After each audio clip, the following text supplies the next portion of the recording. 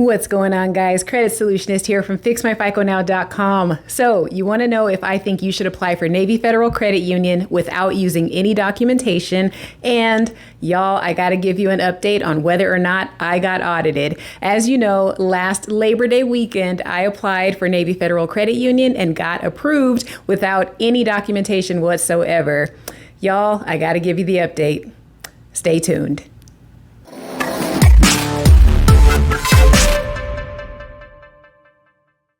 As always, don't forget to like and share this video with someone that you think might find it beneficial. Remember, likes are free. Also, be sure to head over to our website at www.fixmyficonow.com to download your copy of our free 90-day rapid repair mini ebook to get your credit journey started and fix your score in as little as 90 days flat. You can also check out our do-it-yourself credit repair products, and you can book a consultation to speak with me directly. I look forward to working with you soon. If you're new here, welcome. And if you're returning, you already know the drill. Come on in, take your shoes off, and let me know what you're drinking.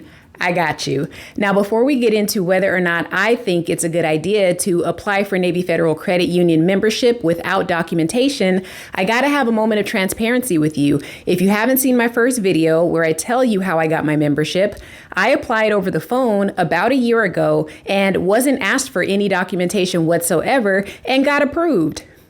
Okay, we're all about transparency here. But before I get into whether I think you should or shouldn't do it, I think it's good for me to tell you a little bit about Navy Federal Credit Union and then let you make your own decision. Now, unless you've been under a credit card shaped rock for the last couple of years, you know Navy Federal Credit Union is the best place to go to when it comes to getting generous lines of credit. Navy Federal was created with armed services in mind. So think Navy, Army, Air Force, even the Space Force, you guys. Like, it was created for those people and their families to have a financial institution to call home so they could get access to credit and home loans and all that good stuff. If you know that you are not affiliated in any kind of way and you don't even live with anybody that's in the armed forces or is a current member, think about these things before you decide to call the number without your documentation, and just know that you're going to do it at your own risk and you could very well get audited. I'm not going to tell you in this part of the video what happened to me. You're going to have to watch this entire video and I'm going to drop it in here somewhere.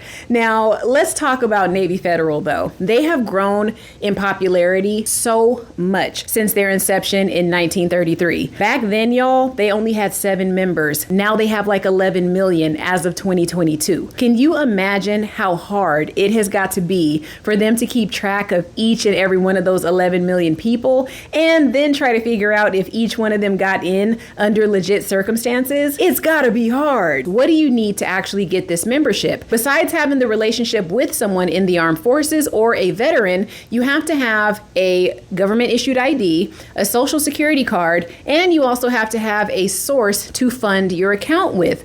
The bare minimum that you have to have is $5 to open up a savings account. I think you're nuts if all you want to do is open up a savings account with this bank, because there is a plethora of products that you will be eligible for once you become a member. But those are the basics and that's all you need. Now let's talk about why I think it's been so easy for people to get under the radar and start getting memberships without showing documentation. The first reason I honestly think that it's been so easy to become a Navy Federal Credit Union member is because of the pandemic. We went from being able to stand next to each other to not being able to even go inside of a bank for like 2 years.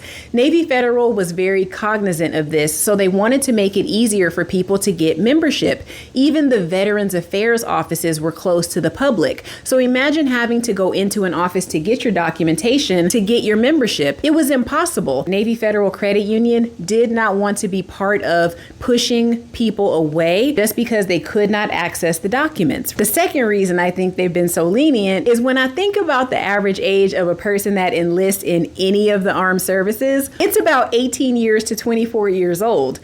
That's like the worst credit that you're ever going to have in your life, right? Because you're just building, you're just starting out and all that good stuff. So I imagine Navy Federal wants to make it easy for younger people in the service to actually get access to funding. It just makes sense when you think about it and you work in the credit space like I do. Now, the third reason, and the most important, Navy Federal is lenient simply because they can audit you whenever they want to. Just because you got in today, it doesn't mean that they're not going to audit you in 2 or 3 months, even a year. Speaking of auditing, let's talk about whether or not your girl got audited. This is what you came for. Come close.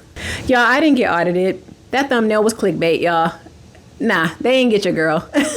But remember, if they do audit me, I do have my documentation because I am affiliated. Anything I tell you to do or recommend is simply for entertainment, and you try it at your own risk. So do I recommend trying to apply for Navy Federal without an affiliation to one of the armed services? No, I do not. Okay, I want it to be official on the record.